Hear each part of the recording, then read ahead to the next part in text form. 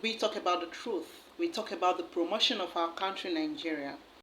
Yeah, there is this particular video I want us, me and you, to react to. And it is a video of... All right, beautiful people. Bringing authentic positive thoughts to your ears. They are postgraduate students from the Harvard Kennedy School learning about corporate policy and public administration. The students from 18 different countries are on a school traditional excursion, this time to Ghana and Nigeria, and part of their itinerary is the visit to the multi-billion-dollar refinery and the Dangote fertilizer in Ibejuleki. I was so elated when I heard about this, not because it's the first time. However, we are in a digital era where things are recorded and watched by millions. In the end, Africa is a major source and learning is continuous.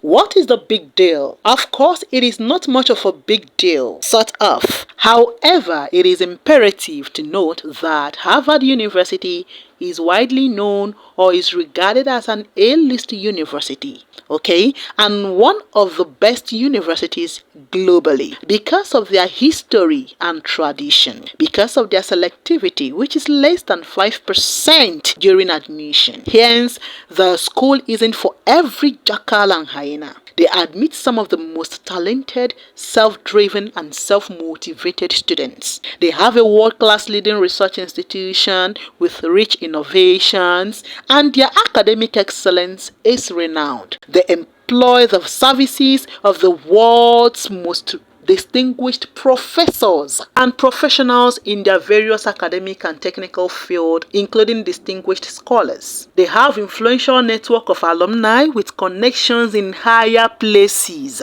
It is also a community of inclusivity and diversity, and of course, well above or within the top 10 in global ranking. So all hands are on deck in terms of practicality.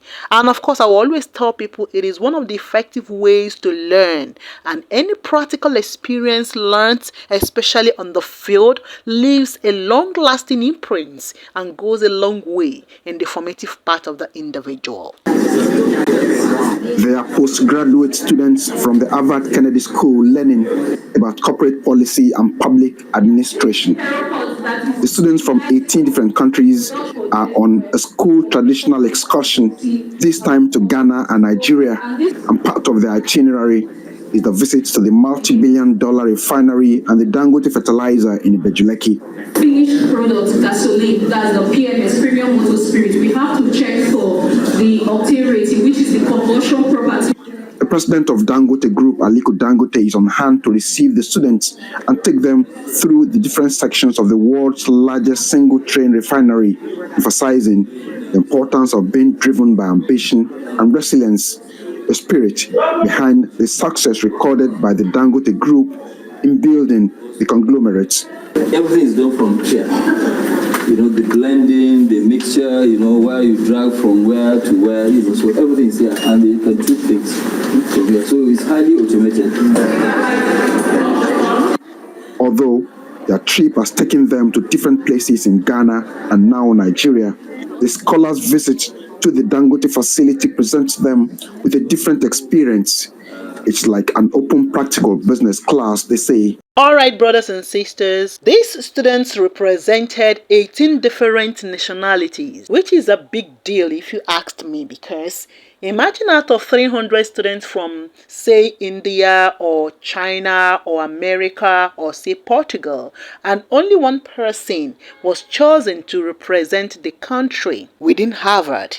And remember, we have more than 190 countries, and only 18 country reps made the list. So this means that their selective process was thorough. When they visited, Aliko Dangote, the African richest man, as well as a Nigerian son and the president of Dangote Industries Limited, as we all know, shared his inspiring story of bringing his dreams to reality. He emphasized while advising them on the importance of resilience, the importance of ambition, and the zeal or the can-do spirit, and he encouraged the students to strive to make a positive impact globally. Oh yes, who wouldn't be impressed by the magnificence of the structures in Dangote Refinery?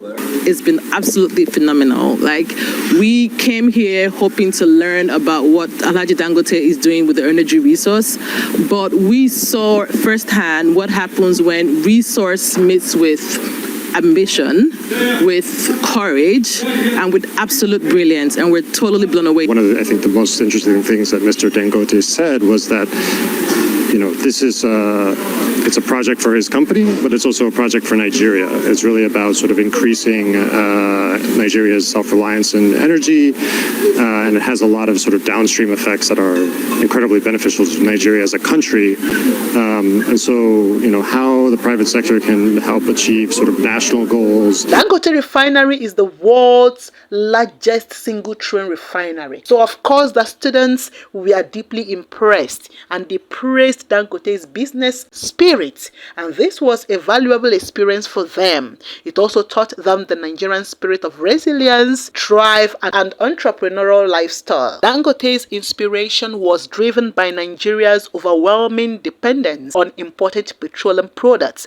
despite being one of the world's top oil producers, and hence the issue needed to be addressed. He also took a challengingly big risk of investing billions of dollars and went ahead against warnings, against propagandas, in order to prove naysayers wrong. He as well showcased resilience and served as an inspiration to so many Nigerian youths, to so many African youths, and to so many youths all over the world. Dangote Refinery has a significant impact on Nigerian economy. I know so many of us, we are not Nigerians, or some of us are African Americans listening to me right now. First, Dangote Refinery aimed to reduce fuel import, which is currently a success, and we hope in future it will totally strike off every traces of petroleum products importation. There is a current massive savings of billions of dollars in foreign exchange, which we previously unnecessarily spent on importation, on clearing and evacuation.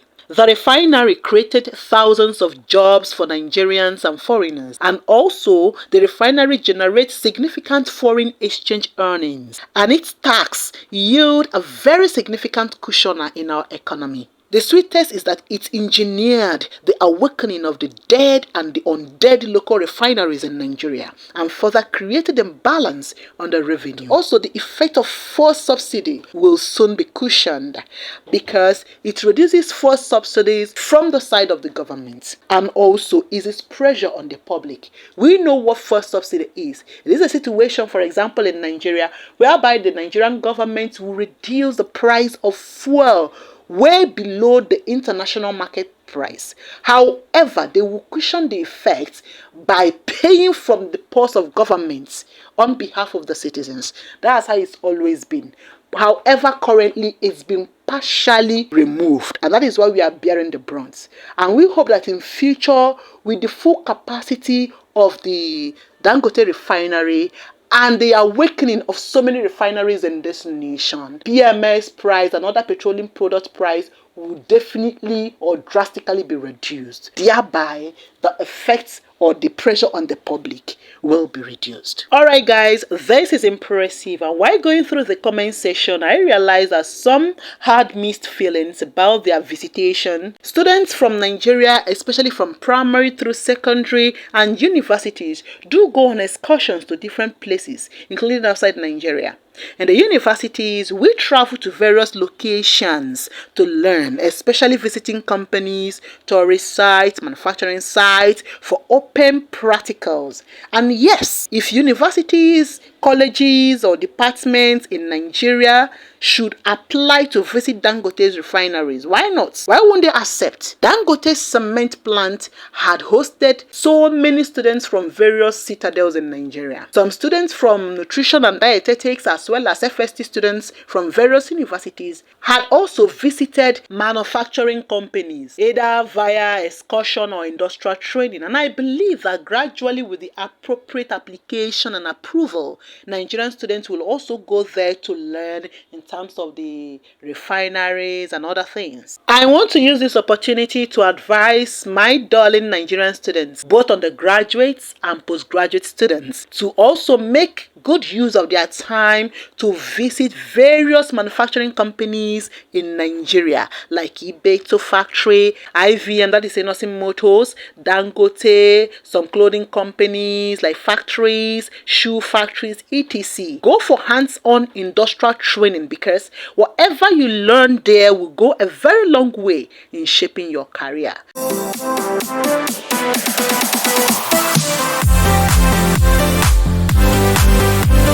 Walking down the streets, feeling the breeze, in the sunshine state where dreams come with ease. Palm trees swaying with the ocean in view. This is the place where I always feel brand new. Sipping on a smoothie, chilling by the shore. Got my shades on, feeling like I can't be ignored. Sun-kissed skin, feeling so alive in the soft rap game. I strive to thrive. Waves crashing on the sand as I ride the vibe. Soft rap flowing, let the rhythm collide. I'm the king of this groove with the catchy hook. Got the ladies moving and the fellas shook.